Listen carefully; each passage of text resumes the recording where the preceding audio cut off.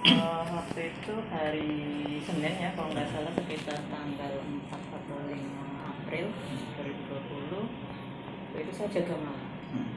Saya jaga malam, ada pasien datang ya seperti biasa. Di UGD ada sistem screening sama sistem triase ya, apalagi di era COVID ini screening dan triase itu lebih intens dilakukan, terutama untuk yang pasien-pasien yang risiko infeksi COVID, yang ODP, PDP. Sudah kita lakukan sesuai prosedur, yang melakukan screening waktu itu satpam ya, dan perawat. Kemudian pasien sudah jujur, pasien juga sudah bilang kalau dari luar kota. Lalu kita masukkan di ruang IGD isolasi COVID ya. Saya periksa, saya sudah pakai APD juga.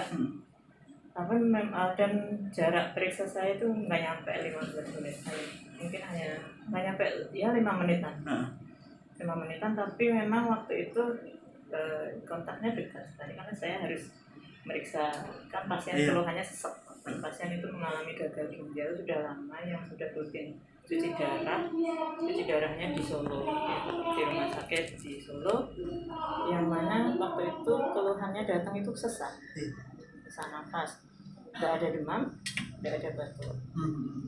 Jadi saya pakai memeriksa gitu di paru-parunya, di dadanya, kan jaraknya tentunya sangat dekat.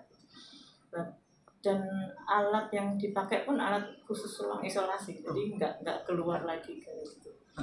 Nah, mungkin kenapa saya bisa tertular, mungkin faktornya satu adalah faktor imunitas saya waktu itu memang lagi kelelahan, bukan karena saya kerja, tapi memang orang tua sedang sakit. Jadi selama 10 hari sebelumnya itu saya kurang tidur ya, hampir tiap malam tuh saya nggak tidur karena hampir tiap malam bangun harus bantuin pispot, pipis ya gitu ya, dan saya sambil kerja.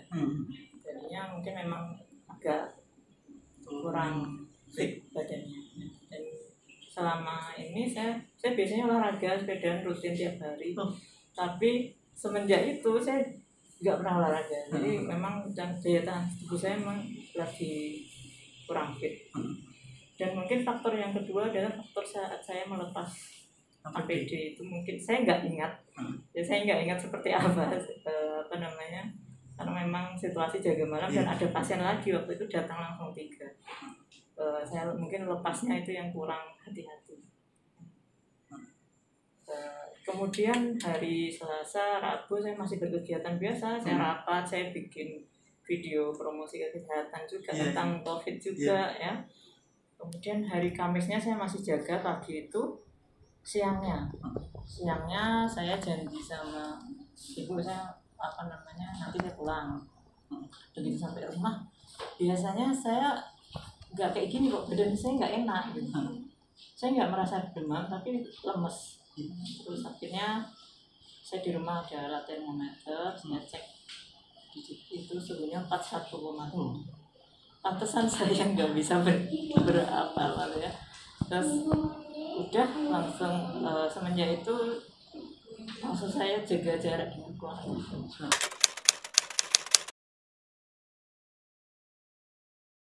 Sama itu saya masih berpikiran mungkin aku kecapean.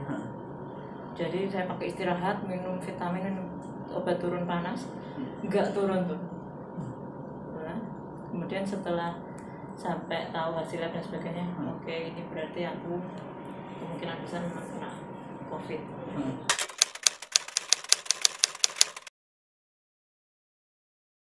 Rapid pasien tersebut negatif. Awalnya memang rapid negatif. Masa jenengan yang saya negatif. Rapidnya negatif.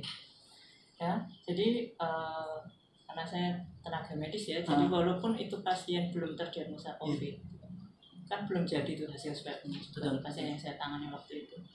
Tapi menurut saya juga termasuk orang yang beresiko tinggi tertular. Jadi begitu saya sakit, langsung saya arahkan ke COVID. Jadi saya memperlakukan diri saya sebagai pasien COVID. Ya, makanya saya langsung jaga jarak. Saya langsung bilang ke orang rumah, pokoknya saya di dalam kamar terus, dikirim ke kamar. Jadi langsung terpisah, saya langsung pakai masker walaupun di kamar. Hari itu juga. Iya, hari itu juga langsung saya hubungi teman dokter. Karena saya harus jaga kan, hari Jumat itu masih saya harus jaga tanggal 10 April, tapi saya nggak bisa karena saya demam. Terus akhirnya sistem jaga langsung diubah karena teman dokter juga harus menganggap yang terburuk dulu, bahwa saya kena COVID gitu dulu. Jadi langsung sistem jaga diubah semua sampai 10 hari ke depan. Kemudian setelah hari kedua saya konsultasi dengan salah satu internis via WA. Kemudian saya disuruh cek laboratorium dan sebagainya. Hasilnya mengarah ke limfositopenia kayak gitu ya. Kemudian setelah itu saya dilakukan ronsen dada, hasilnya masih bagus untuk ronsen dada yang pertama. Saya sampai dilakukan CT scan dada, itu hasilnya memang mengarah ke COVID, ada yang glass ground appearance, itu yang khas banget penemuan yang COVID. Jadi saya disuruh rawat inap. Pada saat itu belum ada kabar tentang hasil swab pasien. Tapi karena saya kurangnya berisiko dan gejala dan hasil lab dan hasil pemeriksaan menunjukkan COVID, ya saya dirawat inapnya di ruang isolasi COVID.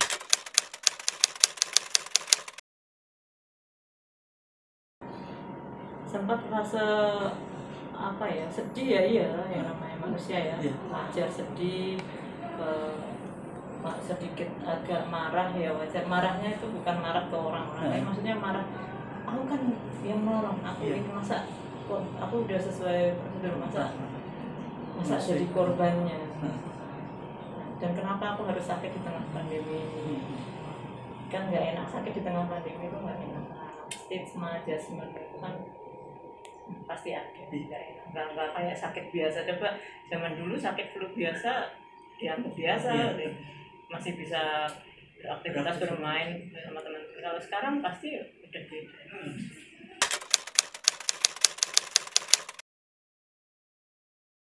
15 hari. Lumayan lama di sini. Saya 10 hari demam nggak pernah turun. 40 terus ya. Tapi saya nggak sesak. Nggak nyeri dada, nggak ada nyeri tenggorokan, nggak batuk. Hanya demam, mual. Dan nggak muntah, mual. Jadi nafsu makan nggak berkurang.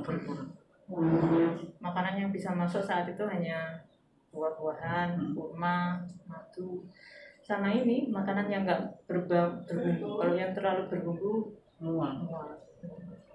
Sampai saya ada di telepon teman, salah satu teman perawat di sini, ditanyain mau makan apa, saking mualnya itu. Saya memang tiap sakit itu kalau sakit saya biasanya makannya itu sayur bayam atau sayur sop.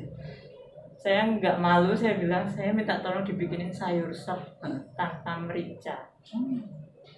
Ya alhamdulillah lumayan bisa masuk. Pokoknya selama saya sakit, saya berprinsip saya harus makan. Karena obat bukan segala-galanya. Tetap manusia sehat aja butuh makan, apalagi manusia sakit tetap harus butuh makan. Jadi walaupun saya mual, saya tetap memaksakan untuk makan. Kemudian waktu di isolasi rawat inap itu kan benar-benar ruangan itu baru jadi. Iya. Oh ya, pertama itu. Saya pertama, tidak ada pasien lain, hanya saya di ruangan, ukurannya paling 3x5 meter ini, nggak ada yang nungguin. Ya sedih ya.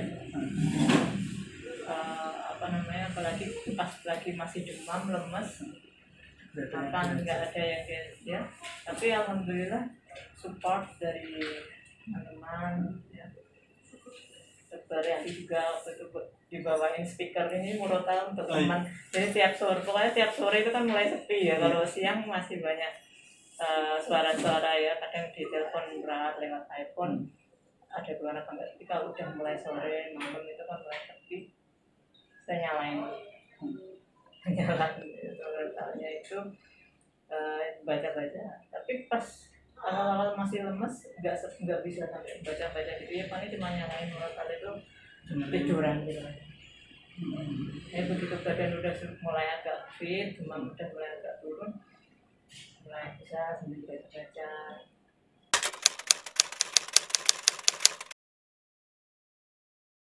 Apa sih ini banget aware banget dengan COVID ya. Bahkan jauh sebelum saya sakit itu selalu mengingatkan kalau berangkat kerja atau keluar kemana pakai masker, bawain sanitizer ya.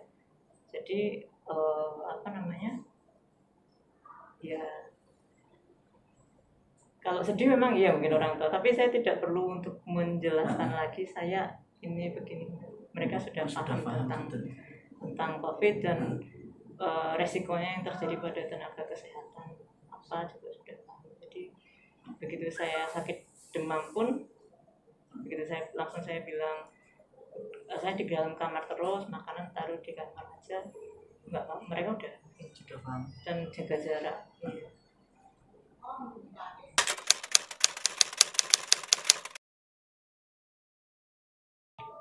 Pas begitu hasil swab, begitu saya sakit ya waktu rawat inap itu memang heboh sih, ada beberapa tetangga. Cuma bagusnya itu tetangga langsung tanya ke saya WA, apa benar sakit? Iya, soalnya kabarnya di luar sakit COVID. Terus kemudian pas begitu hasil swab saya memang positif, kan memang ada anjuran dari ada pemberitaan dari kelurahan juga ke RT gitu kan. Nah dari warga itu langsung membuat sebuah dari RT dan warga itu ada kontak person, ada warga relawan yang siap untuk membantu. Kan harus isolasi satu rumah kan nggak boleh keluar. Itu sebagai relawan yang siap membantu membelikan sesuatu jika kalau soal stigma yang jelek enggak sih. Kalau memang kan memang kena COVID jadi ya saya rasa itu bukan stigma COVID lagi ya. Memang apa adanya saya kena COVID, tapi mereka enggak menjauhi kita ya. Tetap ibu kan tiap hari juga berjemur karena kan habis patah tulang kan. Juga tiap lewat jalan juga nyapa, meskipun tidak langsung bertatap muka atau nyapa, tidak ada yang seperti kita diisolirkan gitu.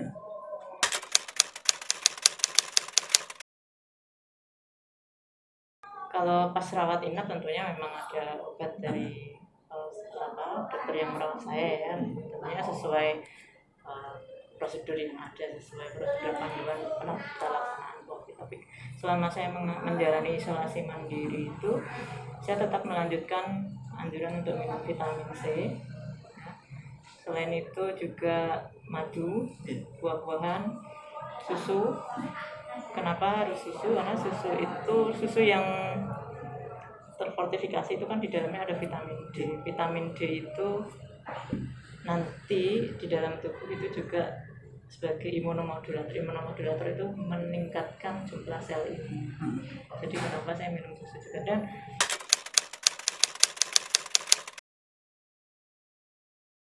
kegiatan sehari-hari ya berjemur, olahraga ringan.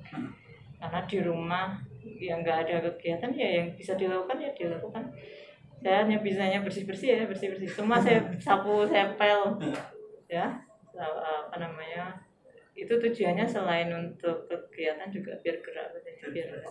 Itu di rumah? Iya, isolasi mandiri di rumah.